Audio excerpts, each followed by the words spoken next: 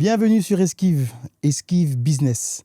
Ici, on découvre les hommes et les femmes qui font vivre la région strasbourgeoise avec leur entreprise. Mais bien plus que ça, parce que je le dis par conviction, votre entreprise mérite bien plus qu'un flyer. Aujourd'hui, j'ai le plaisir de recevoir Marie Schutz, ostéopathe, femme, maman solo, entrepreneur, multi-active. Elle a plusieurs casquettes et surtout, elle répare les corps dans ces moments assez compliqués. Deuxième épisode de Esquive Business. Bienvenue à Marie.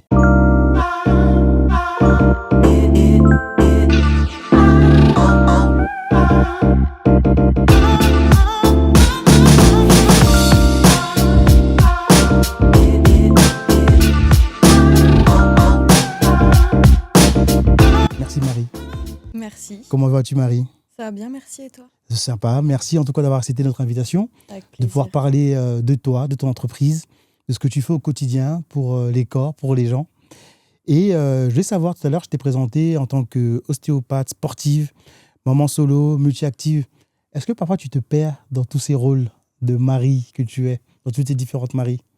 Non, au début, peut-être un petit peu. D'accord. Mais je pense que c'est une question de dosage et surtout d'organisation. Ok. Et comment tu t'organises alors dans ta journée? Parce que je sais qu'il y a pas mal de personnes qui peuvent être comme toi, maman solo, entrepreneur, avec des activités qui sont très prenantes. Comment tu t'organises?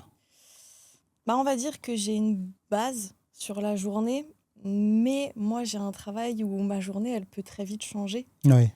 Je peux avoir des rajouts, des suppressions de rendez-vous. Donc, on va dire j'ai une base sur la journée et ensuite, je l'adapte. Ouais. Donc, il faut rester assez flexible. Donc, je prévois, on va dire, un créneau assez large pour la garde de ma fille, par D'accord. exemple. Ok, d'accord. Donc tu es assez flexible, mine de rien. C'est ce que ça demande aujourd'hui, ton activité, Ouais. la flexibilité. Ouais. Et comme j'ai dit en préambule, tu es ostéopathe. Je sais que ça parle à tout le monde. Mais comment toi, tu définirais ton métier? Qu'est-ce que tu fais?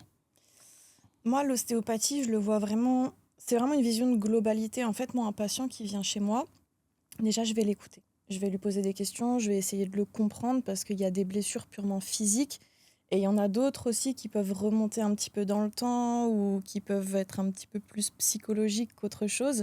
Et ça me permet aussi d'adapter ma prise en charge Ouais. sur la personne. Savoir ce qu'il fait dans la vie, quel est son travail, quel est son sport, comment il vit. Un peu sonder aussi la personnalité. Et de là, après, on passe sur la table. Sur la table, moi, je vais un petit peu tout tester. De la tête aux pieds. Toujours, je discute. J'essaye d'instaurer un climat un peu plus familial Ouais. pour que la personne elle puisse vraiment se détendre, se sentir à l'aise. Plus on se sent à l'aise, forcément, plus on s'ouvre un petit peu plus. Forcément. Ensuite, je teste un petit peu tout. Après, je corrige petit à petit. Par exemple, je commence par le crâne ou les cervicales et je redescends un petit peu sur les jambes pour voir qu'est-ce que ça a donné en termes de tension, comment est-ce que le corps s'est adapté un petit peu à ça. En fait, du coup, moi, sur une consultation, je vais vraiment jongler. Je vais partir du haut, je vais redescendre, je vais aller au bassin, je vais remonter, je vais retester le digestif. Je vais vraiment faire, pour moi, l'ostéopathie, c'est vraiment un travail global. Mhm. Et j'irai même plus loin. Pour moi, l'ostéo, c'est pas... la santé physique, on va pas juste avoir de l'ostéopathie. Moi, je vais énormément travailler avec les kinés, avec des coachs sportifs, avec les podologues. D'accord. Faut que ce soit pris dans sa globalité. Et je Ok. pense que l'ostéo, tout seul, ne peut pas le faire. D'accord. Donc, quelqu'un qui vient chez toi, en gros, toi, tu le mets sur la table. Donc, en gros, tu le consultes. Ouais. Tu lui fais ouvrir les chakras. Il te parle avec toi. Il parle de ses douleurs. Toi, tu arrives à poser un diagnostic sur ces douleurs. Ouais. Et ensuite, tu peux le rediriger vers des personnes, on va dire, différemment compétentes que toi, selon les problématiques qu'il peut avoir. C'est ça, parce que D'accord. moi, je ne sais pas tout faire non D'accord. plus. D'accord. Ok. Et des fois, moi, mon traitement, je sais qu'il va soulager le Mhm. patient, mais pas sur la durée. Et en fait, moi, j'ai cette vision où je me dis, si on peut ajouter quelque chose qui permette au patient de tenir plus longtemps, autant le faire. D'accord. Ok. Marie, en tout cas, on comprend bien ton activité. J'aimerais qu'on puisse parler un peu de toi, Oui. pour comprendre un peu ton passé dans ce corps de métier. Pourquoi tu as choisi d'être ostéopathe? Moi, d'abord, je voulais être dans la médecine. D'accord. Au tout début, je voulais être pédiatre. Ok. Mais j'ai toujours été énormément passionnée par tout ce qui est anatomie, un petit peu le Tetris du corps humain, Mhm. on va dire. J'aime J'ai bien toujours- l'image. Ouais, moi, je le vois vraiment comme ça, le J'aime bien Tetris. l'image. Et le fait d'accompagner en fait les personnes sur le long terme. Moi, par exemple, mes patients, ils peuvent m'envoyer des messages. Mhm. Je leur demande toujours un retour un petit peu. Et en fait, ouais, c'est cette vision de globalité, de Tetris, de prise en charge complète, moi, qui m'a vraiment attirée. D'accord. L'anatomie aussi là-dedans. Et puis, Mm. j'ai toujours fait du sport, Mm. pas au niveau que j'ai aujourd'hui, mais j'ai toujours fait du sport. Donc, c'est vrai que ça D'accord. rentrait dans ma D'accord. pratique, quoi. Combien d'années d'études pour être ostéopathe? 5 ans. 5 ans d'études? D'accord. Et médecine aussi? Non, Non, c'est on une va école quoi? privée. Une école privée? D'accord. Tu l'as fait toute ton école à Strasbourg ici? À Strasbourg, Ok, ouais. il y en a Je une l'ai fait école. au COS. Ok, ok, d'accord, je connais pas du tout. D'accord. Et alors, du coup, qu'est-ce qui t'a vraiment donné envie de dire, bah tiens, je vais faire ça? Est-ce qu'il y a un déclic de dire, bah, je vais être ostéopathe, que tu as voulu être, tu veux être Pédiatre. pédiatre, Ouais. excuse-moi, pédiatre, et là, tu te bascules vers l'ostéopathie. Pourquoi le Moi, j'y basculement? suis allée, en fait, forcément. Hmm. J'ai testé l'ostéopathie pour D'accord. voir un petit peu Hmm. qu'est-ce que ça donnait. Et en fait, j'ai été passionnée parce que ce qui est génial, et cet ostéo, je le remercierai à vie, je lui en ai parlé, moi, de ce projet. Et en fait, il a essayé de me faire ressentir sur mon propre corps. Bah, tu vois Trop ça, bien. tu vois ça. D'accord. Et le avant-après, je me suis dit, waouh, D'accord. c'est magique, quoi. D'accord. Super. Et donc, tu veux te lancer enfin, tu commences des études, tu vas avoir un ostéopathe qui te fait toi-même, il te promulgue les propres soins. Et à partir de comment tu dis, tiens, je lance mon cabinet, je me lance? Bah, en fait, moi, j'ai eu des jobs étudiants Hein? pendant mes études. J'ai eu par contre cette chance que mes parents m'ont payé les études, mais j'avais mon appartement, voilà, fallait payer les courses, les Forcément. habits, enfin voilà, Forcément, faut tout ce vivre. qu'il y a, voilà, tout ce qu'il y a à côté. Donc j'avais un job étudiant et un job étudiant plus les études, surtout que j'ai cumulé 2 jobs étudiants.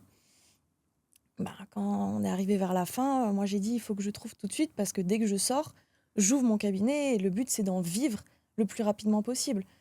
Le job étudiant, moi j'étais au Flunch. Donc, D'accord. Bah, merci loin au de. Flunch, j'ai Merci. rencontré plein de gens Ouais. super, mais C'est loin voilà, de ton activité aussi, c'était quoi, bien pas ma sûr. passion, Bien sûr. clairement. Mm. Et j'ai travaillé à la Brapa. D'accord. Et bon, je faisais aussi en parallèle encore d'autres ménages, donc Mm. on peut dire presque 3. Mais la Brapa, ce service à la personne, alors il est génial en soi, mais c'est vrai que faire des ménages, des fois, dans des lieux, voilà, les personnes n'arrivent plus à prendre soin Mm. de leur lieu. Toi, tu viens une fois par semaine. C'est particulier. C'est Je particulier comprends. et je voulais vraiment pouvoir vivre de mon activité. D'accord. J'avais tellement donné que Tu as envie d'aller. ouais, il fallait que ça D'accord. fonctionne, quoi. D'accord. Et aujourd'hui, qu'est-ce qui te différencie des autres ostéopathes? Bonne question. Je pense que chaque ostéopathe est différent. Mhm. Je pense qu'on a chacun des spécialités, des ressentis qui peuvent être différents. Peut-être, moi, j'ai du coup cette pratique sportive. Et comme dit, je travaille, je parle beaucoup, j'adore parler. Donc, moi, je travaille avec beaucoup de monde. Et c'est vrai que des fois, ça m'arrive, je suis humaine, je ne sais pas tout sur tout, ça m'arrive de bloquer. Mhm. Je peux aller voir mes collègues kinés, par exemple, Mhm. et leur demander simplement leur avis. Et des fois, eux, ils me débloquent en fait en discutant. Moi, je leur dis, voilà, j'ai trouvé ça. Lui, il me dit, ah bah attends, est-ce que tu as testé ça? Oui, j'ai testé. Ah, mais peut-être que je pourrais le tester comme ça. Et en fait, ça me permet d'avancer. Mhm. Et je pense que, en tout cas, de ce que disent mes patients, c'est peut-être ça qui pourrait me différencier D'accord. des autres D'accord. ostéos. D'accord. Et est-ce que tu as une manière ou une approche qui est différente des autres, d'après toi? Parce que il y a ce que tu as appris durant tes années d'études, ta pratique. Est-ce que toi, tu as amené quelque chose de différent qui fait de toi, ta manière. Là, j'entends que tu es prête à demander des conseils un peu à des collègues sur d'autres parties du corps ou d'autres anatomies sur lesquelles tu bloques. Mais est-ce qu'il y a d'autres choses que toi, tu sais, as pu amener, à mettre à ta propre sauce, comme on dit? Après, je pense que l'ostéo, c'est particulier dans le sens où il y a autant d'ostéopathies que d'ostéopathes. D'accord. Donc chacun va avoir un petit peu Sa manière de sa faire, d'accord. pratique. Après, si on parle purement de pratique, moi, je ne vais pas utiliser, par exemple, un style de technique plus que d'autres. D'accord. Je vais faire un petit peu de tout. Je vais travailler sur l'articulaire, le musculaire, le ligamentaire, le membraneux. Je vais vraiment, sur une consultation, je vais faire plein de techniques différentes, mais par exemple, pas que le fameux cracking D'accord. qu'on peut voir un petit peu plus. C'est ça, c'est ça ma future question, c'est est-ce que ça marche le cracking? On voit plein de vidéos, les gens ils viennent se faire craquer le dos, relâcher. Toi, tu sais des choses que tu fais aussi? Je fais du cracking. D'accord. Je fais du cracking, mais tu me verras jamais faire une séance purement cracking. Pourquoi? Le cracking, on va dire, déjà, ça se prépare. Tu craques pas un corps comme ça, il faut relâcher la zone. Pour moi, il faut enlever aussi les tensions musculaires parce que si tu fais craquer alors qu'il reste une tension, je vois pas l'intérêt. Ouais. Autre chose, moi, le cracking, je le passe jamais en force. J'ai des patients qui m'ont déjà fait ces retours-là. Ah bah oui, vous, votre cracking, il est il est doux, mais on sent que c'est pas forcé Ouais, c'est dans pas la comme on entend structure. le crack dans les grosses vidéos. Alors, Ouais. il y a cet effet sonore Ouais. qu'on peut avoir. D'ailleurs, une technique de cracking, des fois, peut ne pas faire de son, mais passer pour autant. D'accord. Et ça, on ne Ok. le sait pas forcément. D'accord. Le son n'est pas le résultat final de la technique. Ok. On va dire, c'est quand on reteste, là, on sait est-ce que c'est passé, est-ce que c'est pas passé, est-ce que c'était ça le problème ou est-ce que c'était autre chose. D'accord. Et le cracking ne convient pas à tout le monde aussi. Ok. Ok. D'accord. Ok. Et est-ce que les gens ils viennent te voir en disant ouais, j'aimerais bien me faire craquer le dos? C'est une des premières. J'ai mal au Beaucoup moins dos. maintenant. Il faut me faire craquer le dos pour que ça aille mieux. Oui, Ouais. Ouais. Et toi, tu réponds quoi à ça? j'essaie de leur expliquer. Non, j'essaie de leur expliquer que c'est pas la finalité. Il y a Mhm. plein de choses qui vont autour. Je prends l'exemple des douleurs milieu du dos Ouais. ou bas du dos. Ça peut être très bien une adaptation un petit peu plus loin sur la colonne. Donc, on a ce problème, la douleur qui vient à ce niveau-là, mais c'est pas mon problème de base. Mhm. Donc, si je fais craquer, c'est bien beau, la personne va être soulagée sur le moment. Mais moi, ça me convient pas. Et c'est un titre pas à l'origine. Mhm. Ouais. D'accord. Moi, ça me D'accord. convient pas dans ma vision, en tout cas, de D'accord. l'ostéopathie. D'accord. D'accord. Quand j'ai dit un peu aux gens que j'allais te recevoir Ouais. pour cette partie d'Esquive Business, on m'a posé la question est-ce qu'il faut forcément avoir mal pour voir un ostéopathe? Parce qu'on entend toujours dire ah, j'ai mal donc je vais voir quelqu'un, tu vois. Non, tu peux le faire en préventif. En préventif? Par exemple, je prends l'exemple des sportifs parce que c'est souvent le plus parlant. Les sportifs, je vais beaucoup les voir en préventif. On fait un petit peu le check complet. En fait, c'est pas pareil si tu viens en curatif. Je vais vraiment regarder pourquoi tu as mal. Ouais. Si tu viens en préventif, je vais regarder un petit peu comment bouge le corps et du coup limiter les répercussions que D'accord. ça peut avoir. D'accord. Lever les D'accord. dysfonctions avant. Je dis D'accord. pas que tu te blesseras jamais. Ouais. Voilà. Mais on peut éviter ou réduire un petit peu le risque de blessure. Et dans les risques de blessures, les blessures les plus fréquentes, quelles sont les excuses que tu entends le plus souvent en cabinet? Mon oreiller, mon truc. Ah, mais de tout, de tout. par contre, la meilleure, number one, j'ai une mauvaise posture. Ah, celle-là, je n'en peux plus. Et pourquoi ça t'agace? En fait, la posture, c'est propre à chacun et je dis toujours, en fait, on peut avoir la meilleure posture du monde. Si tu la gardes, meilleure posture du monde, si tu la gardes pendant 4-5 heures, tu auras mal. Ah, bien sûr. C'est sûr. Le corps humain n'est pas fait pour rester d'une certaine manière. En fait, tu vas demander aux mêmes muscles de travailler pendant ces 4-5 heures. Donc, ils vont quand même faire mal au bout d'un moment. Mais forcément. Tu vois ce que je veux dire? Forcément. Ouais. Il faudrait bouger le plus possible. Après, je sais que dans certains boulots, c'est pas forcément évident non plus. Mais je pense qu'il y a un juste milieu à trouver entre le mouvement et le repos. Bah oui, faire une pause aussi, même si on a certaines personnes en emploi où ils sont assis toute la journée, peuvent se lever, faire des pauses, marcher un peu. Je crois que c'est cette activité dont tu parles. Et toujours un peu dans cette partie anecdote, est-ce que il y a une situation, un patient qui t'a marqué en fait, qui t'a raconté qu'il s'est bloqué le dos d'une manière, quelque chose qui est un peu d'improbable que tu as vécu chez un patient en soignant quelqu'un, tu vois? Tu entends de tout. Est-ce qu'il y en a un qui te revient à l'esprit qui dit ça c'était ça t'a marqué dans ton métier? Ah, peut-être j'avais eu une jeune fille adorable, je l'adore vraiment. Elle m'appelle à 7h. Elle me dit je me suis bloqué le dos. 7h du matin? Ouais. Oui, moi je prends pas l'appel à ce moment-là, mais j'entends le message et si c'est urgent et surtout si ça fait partie de mes patients, je rappelle en priorité. Elle me dit je me suis bloqué le dos, on discute un petit peu. Parce que des fois, j'essaye de donner des petits exos pour voir si on peut pas un petit peu... parce que moi, quand j'ai des grosses journées, pour moi, c'est compliqué. Bien sûr. Des fois, de caler les urgences. Après, si c'est vraiment une urgence, je la cale. Mais cette jeune fille-là, en fait, la veille, elle m'a dit très clairement, elle est allée en boîte et elle m'a dit je dansais sur la table et je suis tombée, quoi. Ah ouais, d'accord. Moi, ça m'a fait beaucoup rire. Elle, un peu moins. Mais moi, ça m'a fait beaucoup rire. Ou même, j'ai des patients, tu sais, qui m'appellent des fois, ils sont à l'autre bout du monde. Ils m'appellent, ouais, Marie, je me suis bloqué le dos, mais je fais confiance que à toi, donc qu'est-ce que je peux faire? Et là, c'est trop drôle parce que tu les as en visio. Attends, prends cette posture, comment est-ce que c'est là? Ok, prends plutôt celle-là. Ah là, ça te soulage. Ok, alors on va faire plutôt ci, ça, ça. Et quand ils reviennent, du coup, ils viennent chez moi. T'as plein de trucs, des anecdotes. D'accord. T'en as plein. Donc, les amis, si jamais vous êtes bloqués au dos, vous êtes au bout du monde, vous appelez Marie en visio. J'essaye, en tout cas, quand c'est mes patients, j'essaye toujours. Pas à 7h du matin tout le temps, mais vous pouvez essayer. Je rappelle. Je vais te poser plein de cas pratiques qu'on m'a posé comme question aussi, tu vois. Ouais. Du coup, on va voir si on peut les résoudre ensemble pour le coup, les cas pratiques. Question. Cas numéro 1, je travaille 8 heures par jour devant un écran. J'ai pas vraiment mal, mais ma nuque ressemble de plus en plus à celle d'une tortue. Est-ce que c'est le moment pour consulter? Oui. Oui? Oui. D'accord. Et d'après toi, c'est quoi les signaux, à, à part l'esprit de la tortue? Quels sont Bah, la raideur. la raideur? La D'accord. raideur, c'est ce que je disais avant, t'es pas obligé d'attendre la douleur. Ouais, La raideur, c'est déjà un signe que le corps, il a besoin d'un ouais, petit coup de je suis d'accord. pouce. Mhm. Après, tu peux avoir certains étirements qui aident à durer un petit peu plus longtemps, mais chaque boulot va avoir Une ouais, contrainte? une Ouais. contrainte qui va provoquer une certaine Mm, faiblesse. mm, mm, mm, mm, mm, mm. Un cas numéro 2, le sportif un peu trop courageux.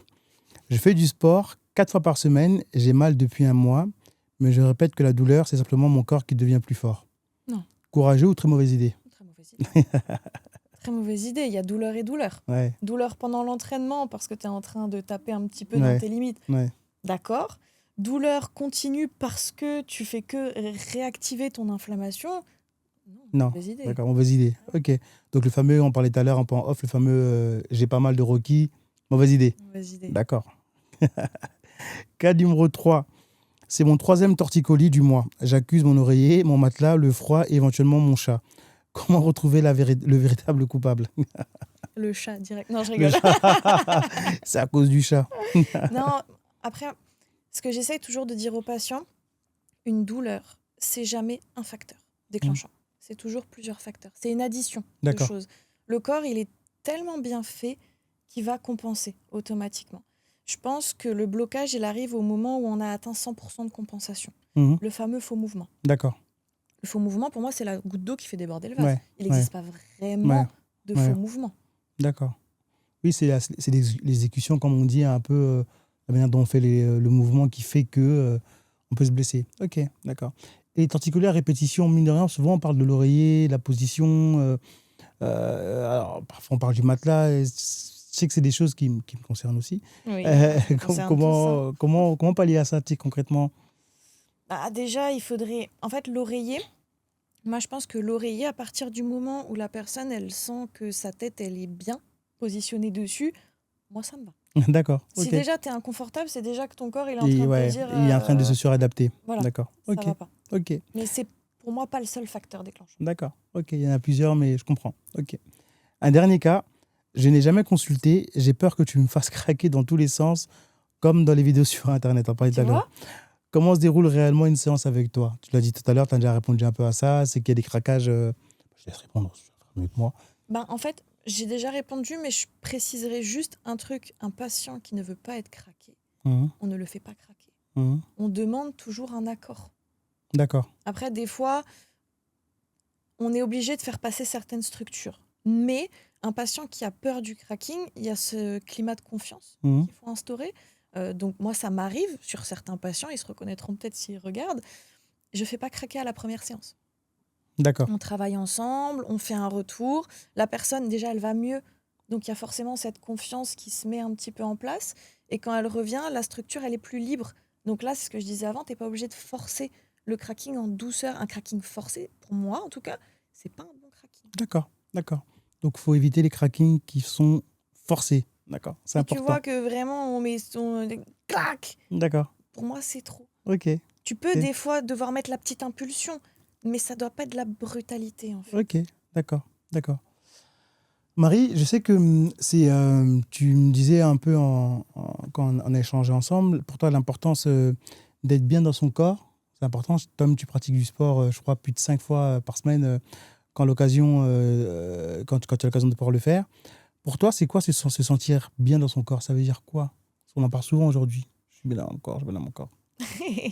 Bah en fait, tu vas avoir du coup ce zéro douleur Mhm. déjà, mais il y a aussi le fait de se sentir bien, c'est peut-être un peu cliché, mais dans sa tête. Ouais. Tu vois, le fait d'être en accord avec Mhm. ton mode de vie, euh, ne pas se forcer à faire des choses. Moi, j'adore le sport, donc c'est pas un problème. Mais je pense qu'il n'y a pas un sport qui est défini. Des fois, on dit tout de suite, bah, va à la salle de sport. Ça convient pas à tout le Ouais. monde. Il y a différents sports. Mhm. On peut adapter un petit peu. Et je pense que le fait d'être bien, enfin, de se sentir bien dans son corps, c'est physique, mais c'est aussi Psychologique. psychologique. D'accord. Et est-ce que tu rencontres beaucoup d'entrepreneurs qui viennent te voir ou c'est des particuliers? C'est quoi ta population de personnes? Parce que je sais que les entrepreneurs, il y a beaucoup de psychologiques, il y a beaucoup de stress dans les métiers, c'est assez prenant. Comment est-ce que tu as de tout, toi? Ouais, moi j'ai de tout. Tu as de tout? J'ai D'accord. de tout. J'ai du bébé qui a 2-3 Ok, jours, en passant d'accord. par la femme enceinte, D'accord.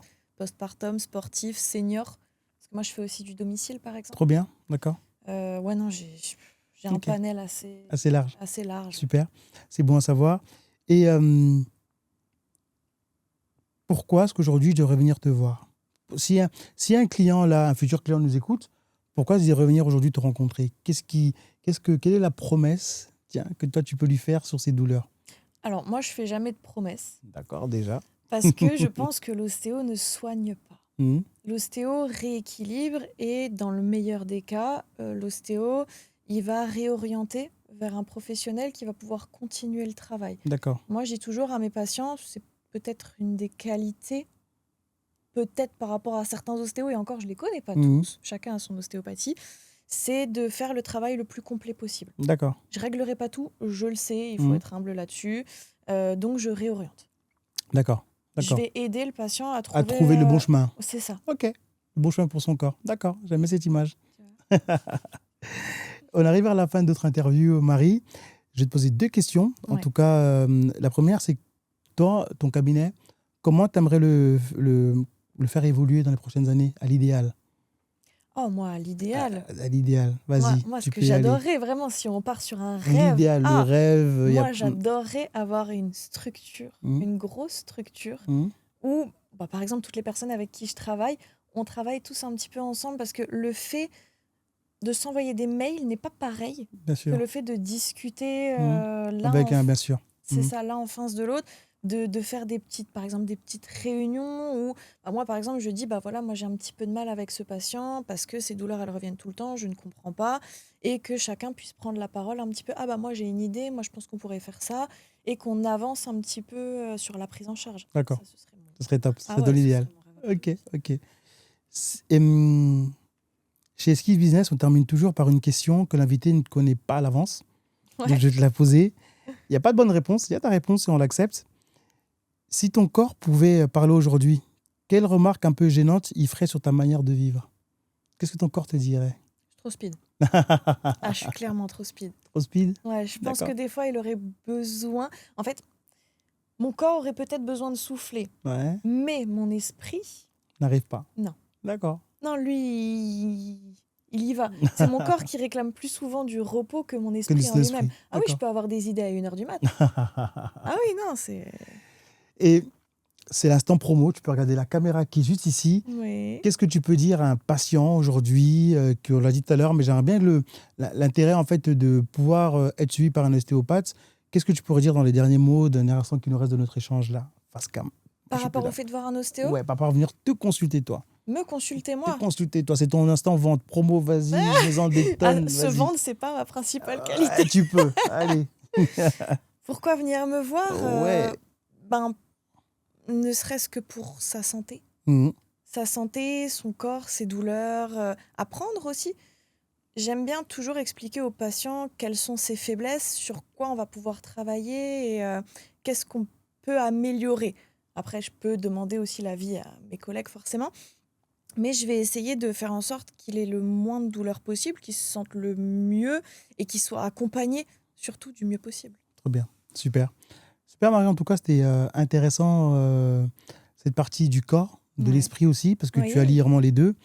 Dans ta personnalité, ce qui est sympa, c'est que toi-même, tu pratiques. Donc, tu es toi-même déjà ton propre, on va dire, modèle là-dessus, donc que tu vas dupliquer sur les personnes.